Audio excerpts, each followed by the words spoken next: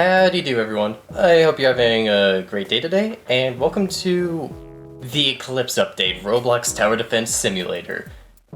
This is not welcome to Roblox TDS. That video will be saved for another time. In that video I'm going to talk about everything I love and hate about the game, and what to expect as a new player in the game. But I will say this, in the beginning of the video, I love TDS. I have synced many hours into this game, grinding to get all of my towers, even bang my head against a wall till I defeated Knight 4 to get the Executioner.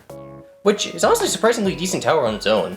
Not as OP as Sledger, but I don't think it's as good as reward as Sledger. Like Sledger was too good as a reward. Executioner, it's... I don't know. Again, it's not as OP as Sledger, but it can do some pretty decent damage on its own. I completed the entire battle pass, etc, etc. I'll also say it's not a perfect game. I will talk about that stuff again in Welcome to Roblox Tower Defense Simulator. Anyways, let's talk about the Eclipse update. Originally going to be the Halloween update until it was delayed due to issues. The Eclipse event was split into 4 separate nights, each night releasing a few days apart. Also, you could not continue to the next night until you being the last night before it. I kinda like this. This gives newer players time to grind in normal games, collect money and whatnot to get some of the more recommended towers for each night, like Ace Pilot, and allows them to experiment with what works and what not. Again, like Ace Pilot. As I said, each night gets more difficult, with Night 1 being the easiest and Night 4 being a goddamn hellscape. More on that later. With new event comes a new battle pass, and I must say, I really love all these skins. Commander, Accelerator, Ranger, these look badass, man. The emotes are solid.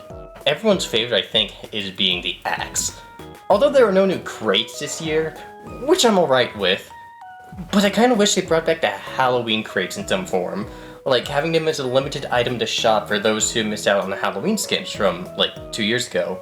I really want that pumpkin minigunner, man. Holy shit. Okay, praise is done. Out of the way. Let's get into the stuff that I really need to talk about, which is Night 3 and Night 4, and they are fucking hard, man. But isn't the game supposed to be hard? It's clearly labeled as hard and insane. Yes, alright, I completely get where you are coming from. And I would normally agree with you, but here's the thing. In order to beat Night 3 and Night 4, you'll either need to get really lucky, or have the right group of people following a dock. Which isn't really that fun. You see, TDS is a tower defense game, which, I mean, yes, you can have strategies, but is everyone doing the exact same strategy in order to get a chance to beat Night 4? Yeah. And not everyone has the most expensive tower in the game, which is Ranger and Accelerator. Oh my god. If you don't understand, Ranger is one of the most expensive things in the game, but it does a frick ton of damage and has one of the longest ranges in the game, making it one of the best towers apart from its slow fire speed. Get a couple of them and you are basically good to go. Alright, so the reason why this is so hard is because of the bosses, Umbra and whoever his name is, which I'll get into in a second. And there is also, be harder. Night 4 will also be harder because they recently buffed the Umbra, so she gets a speed boost. So strategies like the egg strat won't work anymore. Well, rather it did for me, but I had to panic move all my accelerators in order to get a chance. You can also meet people who don't get how the cannon work and completely ignore everything you say. Just firing the cannon willy-nilly costing you the game. Which doesn't matter because Umbra will always have a sliver more health when entering your base. She can stun troops, which is not the worst thing to happen as long as you have ranged units or DJ. Even then, did I mention she can shoot directly at your base? And it's completely random when she does it. So sometimes she'll just shoot it twice in a row after this guy decides to use up your charged fire.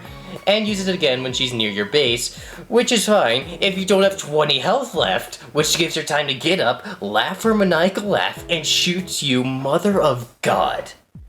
And night 3, the stage is way too short.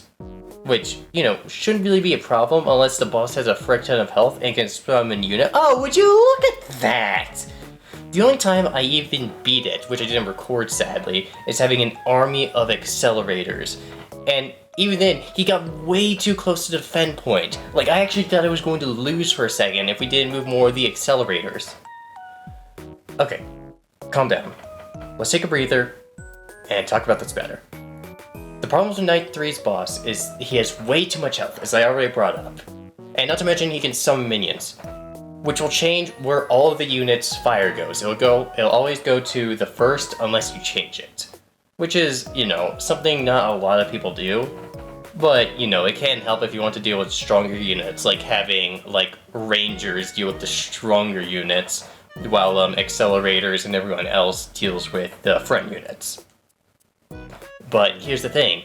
Again, not everyone has Accelerator and Ranger, which is a big problem here. You know, I liked the Frost event better, which I'll get into more later, because people could like spam minis and whatnot, and like even the game I was in, we didn't even have an accelerator. The game I was in, we didn't have an accelerator, we just used miniguns, military bases, etc, and we won.